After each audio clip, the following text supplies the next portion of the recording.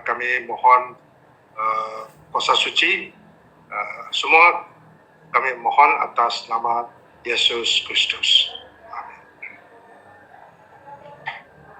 Baik, petang ini kita ada satu ceramah umum yang bertajuk doa yang didengari Tuhan.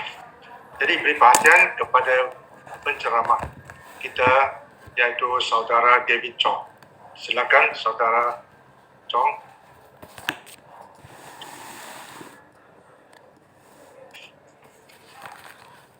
Sampai ini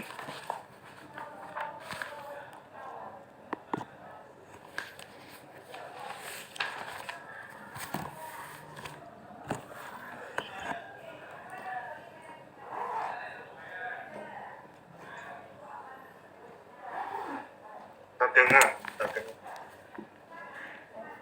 mari kita lihat gambar ini.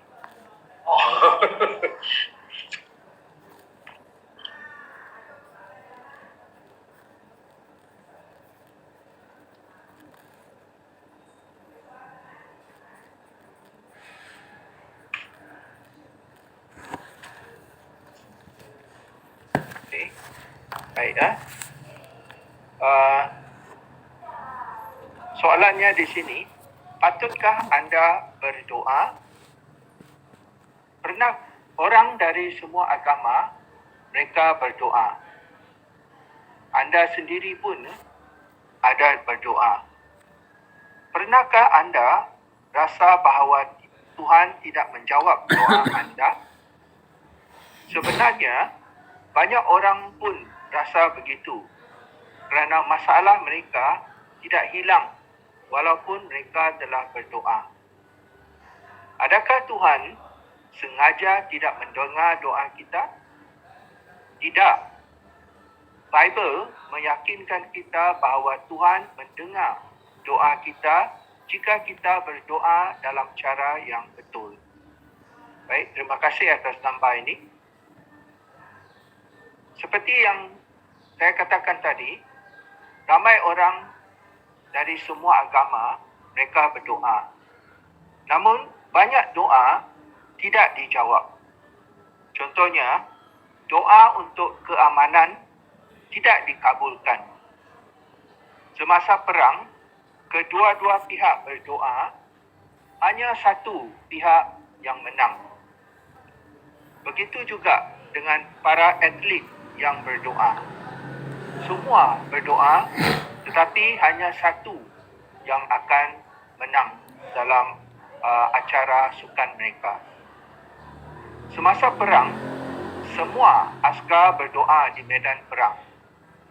Tetapi banyak yang kehilangan nyawa ataupun cedera. Jadi dari sini kita boleh lihat semua orang berdoa. Jadi adakah Tuhan dengar doa kita? Kita boleh yakin yang Tuhan memang mendengar doa kita. Kenapa kita kata begitu? Kalau kita lihat ayat di Kisah bab 10 ayat 31, malaikat dia berjumpa dengan Cornelius.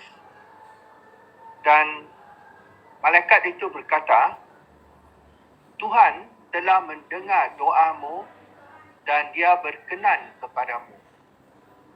Jadi dari kata-kata malaikat ini menunjukkan bahawa Tuhan memang mendengar doa. Jadi petang ini, dalam ceramah ini kita akan bincang 3 perkara. Yang pertama, doa harus ditujukan kepada siapa? Melalui siapa? Dengan motif apa? Yang kedua, doa mesti spesifik dan selaras dengan prinsip Bible. Dan yang ketiga, doa haruslah menunjukkan keikhlasan dan ketekunan. Dan kita mesti berusaha selaras dengan doa kita. Baik, mari kita lihat poin yang pertama, iaitu Doa harus ditujukan kepada Tuhan yang benar melalui Kristus dan dengan motif yang betul. Yehuwa ialah Tuhan yang benar. Jadi semasa kita berdoa kepada Tuhan, kita harus menggunakan namanya semasa berdoa. Sebab itu, kalau kita tidak menggunakan nama Tuhan, maka Tuhan tidak akan mendengar doa kita. Kita boleh baca ayat ini di Kisah bab 2 ayat 21. Kisah bab 2 ayat 21.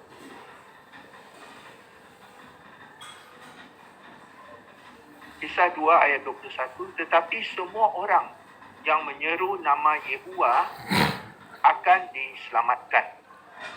Jadi dari sini kita boleh lihat, bila seseorang itu berdoa dan dia ingin doa mereka didengari, maka dia mesti menyeru nama Tuhan.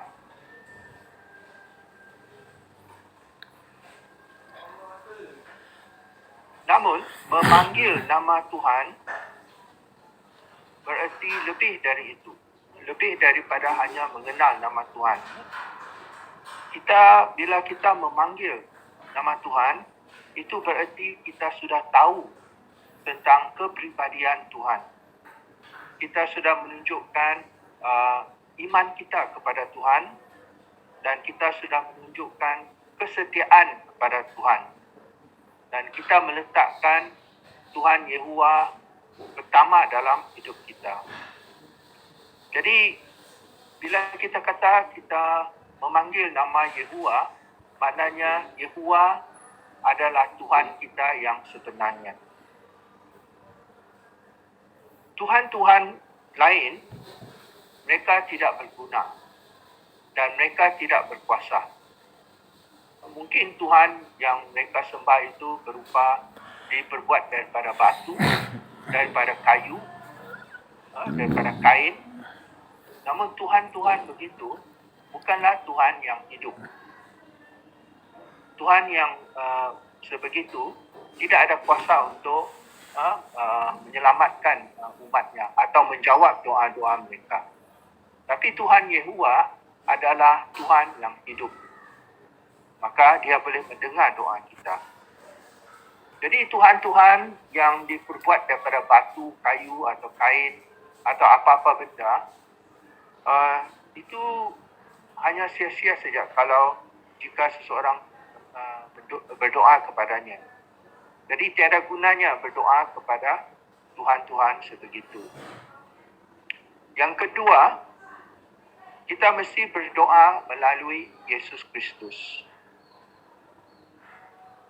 Jadi, apa saja yang kita ingin doakan adalah penting kita percaya kepada Yesus, mengikut arahan dia dan patuh kepada apa yang dia suruh buat. Sebagai contohnya, mungkin kita hilang arah, kita tak sesat jalan dan kita mungkin mau pergi ke rumah seorang kawan atau seorang ahli keluarga dan kita tak dapat jumpa jalannya. Jadi semasa kita masuk ke jalan itu yang kita tak biasa dengan jalan itu, adakah kita akan terus cari walaupun kita sudah sesat? Memang tidak, kan? Kita akan tanya orang. Dan jika orang itu kata, oh saya tahu rumah kawan kamu atau saudara kamu, ikut saya. Adakah kita akan kata tak usahlah? Tidak, kan? Kita akan ikut dia. Begitu juga dengan Yesus. Yesus adalah jalan yang menuju kepada Tuhan. Maka kalau kita ikut arahan atau tunjuk jalan dari Yesus, kita tidak akan sesat. Oleh itu, bila kita berdoa, kita mesti berdoa melalui Yesus. Dan yang ketiga, kita mesti berusaha mencari Tuhan dengan ikhlas, dengan iman. Mari kita lihat ayat ini di buku Ibrani bab 11 ayat 6. Ibrani bab 11 ayat 6. Tanpa iman, tidak ada seorang pun dapat menyenangkan hati Tuhan. Kerana sesiapa yang menghadap Tuhan mesti percaya bahawa Dia wujud dan bahawa Dia memberikan ganjaran kepada orang yang mencarinya dengan bersungguh-sungguh. Apa yang kita faham dari ayat ini? Ayat ini kata, seseorang yang ingin menyenangkan hati Tuhan, mereka harus ada apa? Mereka harus ada iman. Jadi iman itu penting. Jadi bila kita mencari Tuhan, kita mesti ada iman. Apa maknanya ada iman? Iman bukan sekadar kita percaya yang Tuhan itu wujud. Saya bagi contoh. Adam. Adakah dia percaya yang Tuhan wujud? Memang. Adam percaya yang Tuhan wujud. Sebab Tuhan berkomunikasi dengan Adam. Tapi kenapa Adam tidak taat kepada Tuhan? Sebab dia tidak ada iman. Jadi kita boleh belajar dari sini. Jikalau kita ada iman, maka kita percaya bukan hanya Tuhan wujud, kita akan patuh kepada apa yang Dia suruh. Jadi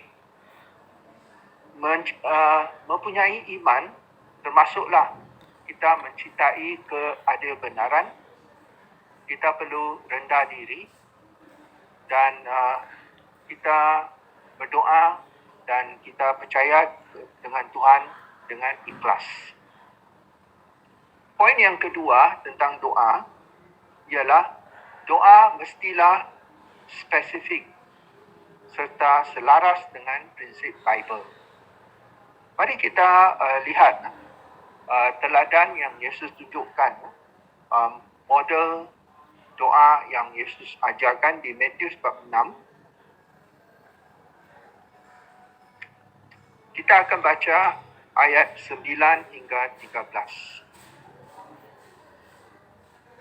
Matius bab 6 ayat 9 hingga 13. Oleh itu, beginilah caranya kamu harus berdoa. Bapa kami yang di syurga, semoga namamu disucikan. Datanglah kerajaan-Mu. Semoga kehendak-Mu terlaksana di bumi seperti di syurga. Berilah kami makanan yang kami perlukan untuk hari ini. Ampunkanlah dosa kami sebagaimana kami mengampuni orang yang berdosa terhadap kami. Janganlah biarkan kami terjerat oleh godaan, tetapi selamatkanlah kami daripada si jahat.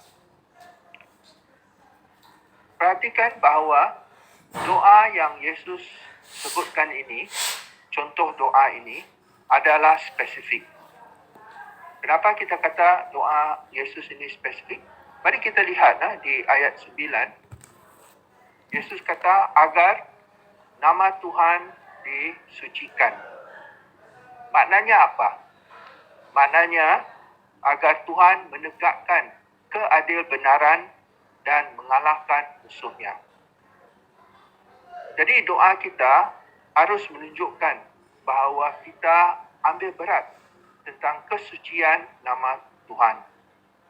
Dan kita benar-benar berharap suatu hari nanti nama Yehovah akan dimuliakan di seluruh dunia. Dan satu lagi poin yang menarik di ayat 10, agar kerajaan Tuhan datang dan kehendaknya terjadi di bumi. Disebabkan oleh pemberontakan yang berlaku di Taman Eden, maka Tuhan telah menegakkan kerajaannya. inilah kerajaan di mana Yesus suruh kita berdoa. Dan tujuannya adalah untuk mengakhiri segala masalah penderitaan yang disebabkan oleh setan dan mereka yang menentang kedaulatannya. Jadi sehubungan dengan datangnya kerajaan Tuhan, maka kita juga boleh berdoa agar kerja penyebaran kita terus maju. Jadi kita boleh berdoa agar Yehovah memberkati aktiviti penyebaran kita. Dan satu perkara yang menarik, kita boleh berdoa bagi pihak saudara-saudari kita. Contohnya, kita boleh berdoa bagi mereka yang mengambil pimpinan, sama ada dalam organisasi Yehovah ataupun dalam sidang kita. Kita juga boleh berdoa bagi saudara-saudari yang sedang dianiaya atau ditentang, mereka yang sedang mendapat masalah seperti masalah ekonomi, ataupun mereka yang sakit ataupun yang sudah tua. Jadi itu merupakan sebahagian daripada doa yang spesifik yang boleh kita doakan. Dan jika anda lihat di ayat 11, di sini Yesus kata, berilah kami makanan yang kami perlukan. Maknanya apa? Maknanya kita boleh berdoa tentang hal-hal pribadi. Dan perhatikan di sini bahawa hal-hal pribadi bukan sekadar kita, bukan sekadar kita sendiri. Perhatikan di ayat 11 ini dia kata, yang kami perlukan. Maknanya, kita boleh berdoa bukan hanya untuk diri sendiri, tetapi untuk semua saudara-saudari dalam organisasi Yehovah.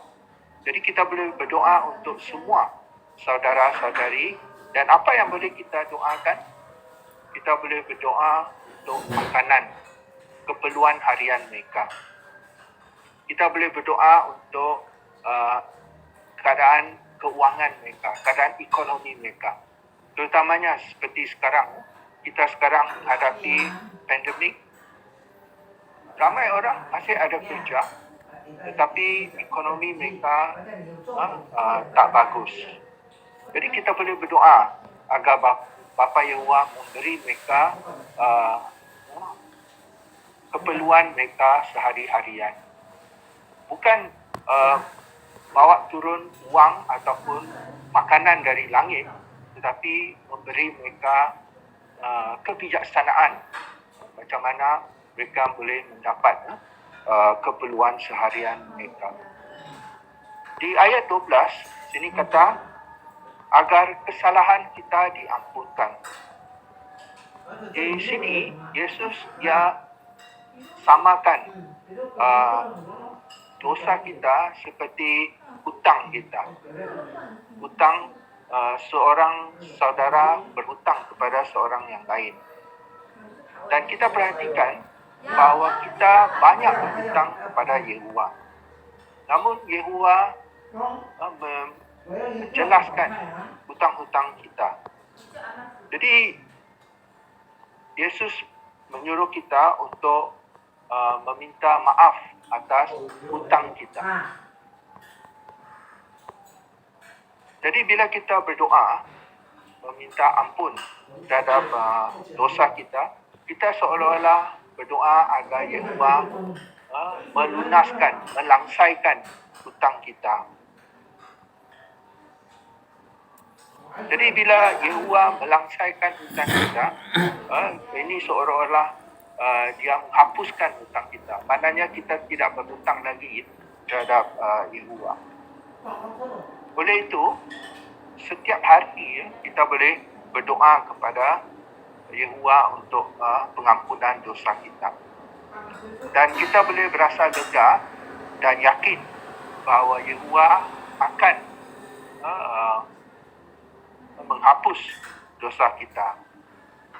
Dan apa yang menariknya ialah Yehuwa dia tidak menuntut bayaran atas hutang kita. Selagi kita ikhlas, selagi kita bertaubat, Yehuwa akan menghapus dosa kita. Selain dari itu, kita juga boleh berdoa meminta kebijaksanaan semasa menangani sesuatu masalah dalam hidup kita. Sebagai contohnya, kalau kita ada sakit, kita tidak suruh Yehuwa sembuhkan sakit kita. Jadi apa yang boleh kita doa? Kita minta Yehuwa beri kita kebijaksanaan, hikmat. Macam mana mau selesaikan masalah kita. Beri kita pengetahuan macam mana kita mau selesaikan penyakit kita.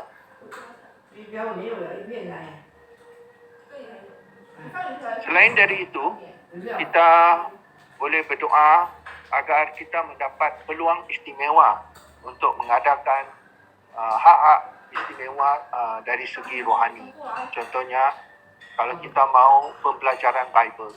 Jadi kita boleh berdoa supaya Yehuwa memberkati usaha kita mendapatkan pembelajaran Bible atau menjadi lebih efektif semasa kita pergi menyebar. Jadi kita mesti ingat doa-doa kita mestilah selaras dengan kehendak Tuhan.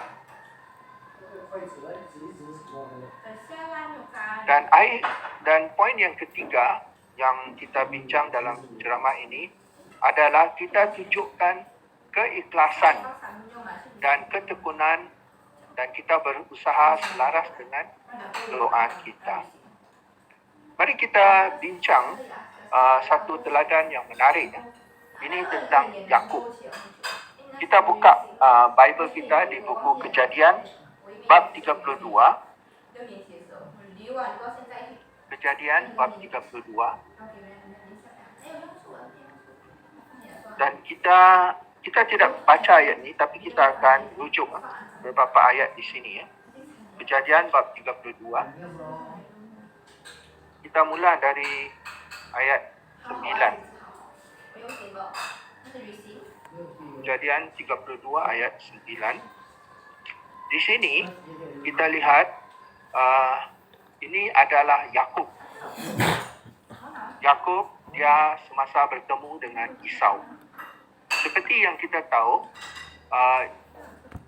Yakub dan Esau mereka adalah adik-beradik, tetapi hubungan mereka itu tegang, tidak baik. Sebab Yakub mendapat hak istimewa sebagai anak sulung. Jadi Esau tidak puas hati. Namun mereka akan berjumpa. Apa yang Yakub buat? Mari kita lihat ayat 11. Kejadian bab 32 ayat 11. Ini Yakub yang buat. Aku mohon, selamatkanlah aku daripada abangku Esau. Aku takut dia akan datang dan menyerang kami semua, termasuk anak-anak dan ibu-ibu. Apa Yakub buat? Dia berdoa kepada Yehuwa dan dia luahkan perasaan dia. Dia kata, aku mohon, selamatkanlah aku. Dan lepas tu Yakub juga cakap, aku takut tentang Esau. Jadi dia luahkan perasaan dia kepada Yehuwa. Tapi adakah setakat dia hanya berdoa sahaja? Tidak. Kita perhatikan bahawa Yakub dia melakukan sesuatu. Dia berusaha selaras dengan doanya. Kita perhatikan ayat 13. Di ayat 13, dia kata di sini, setelah bermalam di situ, Yakub mengambil sebilangan daripada ternakannya untuk dihadiahkan kepada abangnya Esau. Lepas tu di ayat yang seterusnya memberitahu kita tentang binatang-binatang yang dia ingin hadiahkan kepada abangnya Esau. Jadi apa pengajarannya di sini? Yakub bukan hanya berdoa minta perlindungan daripada Yehuwa, tapi dia bertindak selaras dengan doanya. Dia sejukkan hati abangnya dengan memberi dia hantaran ataupun hadiah. Jadi pengajarannya bagi kita ialah bila kita berdoa, kita pun perlu bertindak atas doa kita. Contohnya, kita inginkan peluang istimewa untuk mendapat pembelajaran Bible. Tapi sekadar kita berdoa supaya Yehuwa beri kita pembelajaran Bible tak cukup. Kita mesti bertindak selaras dengan doa kita. Iaitu kita perlu menginjil dari rumah ke rumah. Kita perlu perbaiki cara kita menginjil untuk mencapai hati penghuni rumah. Dan kita mesti buat kunjungan kembali. Bila kita lihat ada orang ada minat, walaupun sedikit minat mereka, kita akan buat kunjungan kembali dan kita gunakan kaedah-kaedah yang telah kita belajar dari perjumpaan pertengahan minggu kita, dan kita buat kunjung kembali dengan bersemangat supaya kita dapat memulakan satu pembelajaran Bible. Kita boleh mengasah kemahiran kita mengajar. Jadi dengan itu kita ada peluang lebih baik untuk memulakan pembelajaran Bible. Jadi kita berusaha, bila sudah kita berdoa, kita berusaha menanam dan menyiram agar Tuhan boleh menyebabkannya bertumbuh. Jadi dengan itu kita boleh lihat doa kita yang selaras, apa yang kita mahu itu selaras dengan doa kita dan kita mendapat hasilnya. Jadi saudara-saudari, Tuhan memang mendengar doa kita, terutamanya doa kita yang beriman. Bible menyingkapkan Yehuwa sebagai apa? Sebagai pendengar doa kita. Perhatikan bahawa banyak perkara yang Yehuwa utus kepada Yesus. Malah ciptaannya pun dia beri hak istimewa kepada Yesus untuk menjadi untuk mencipta kehidupan. Tapi satu perkara yang Yehuwa tidak utus kepada pribadi lain, iaitu doa. Yehuwa mendengar doa kita secara pribadi. Dan itulah merupakan hak istimewa kita. Saya ada pengalaman yang ingin saya kongsi kepada anda.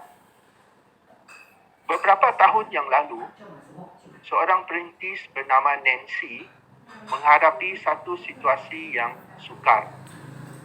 Dia memerlukan wang sejumlah $66 untuk membayar sewa rumah pada keesokan hari. Dia berkata, "Saya berdoa lalu meneruskan kerja sebagai pelayan restoran. Saya tidak sangka saya akan menerima banyak tip kerana hari itu biasanya tidak ramai pelanggan. Namun, ramai orang datang ke restoran. Setelah selesai shift malam, saya mendapati tips yang saya terima berjumlah $66. Nancy yakin bahawa Yehuwa lah yang membantunya." Dan satu lagi pengalaman, fikirkan contoh Kathy. Walaupun dia pergi menginjil, dia tidak menyukainya. Dia berkata, "Saya tidak suka menginjil. Saya betul-betul tidak suka menginjil." Selepas dia bersara, seorang penatua menggalakkannya untuk menjadi perintis biasa. Kathy berkata, "Penatua itu memberi saya borang permohonan perintis. Jadi saya membuat keputusan untuk merintis. Pada masa yang sama, saya berdoa setiap hari kepada Yehovah supaya saya menikmati aktiviti penyebaran. Adakah Yehovah menjawab doanya? Kathy yang sudah merintis selama 3 tahun berkata, saya lebih mahir menginjil sekarang kerana meluangkan lebih banyak masa dalam aktiviti penyebaran serta belajar daripada saudari-saudari lain.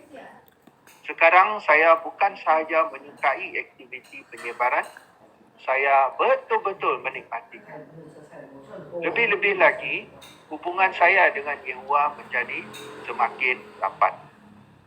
Jadi doa Kathy membantunya menghampiri Yehovah. Dalam kedua-dua pengalaman ini, apa yang kita belajar? Yehovah memang mendengar doa kita. Maka Tuhan ingin kita berkomunikasi dengannya melalui Kristus. Yehovah mahu kita bercakap dengan dia melalui doa. Dan Tuhan menjamin bahawa dia akan mendengar doa kita dan menjawabnya dalam cara yang terbaik. Terima kasih.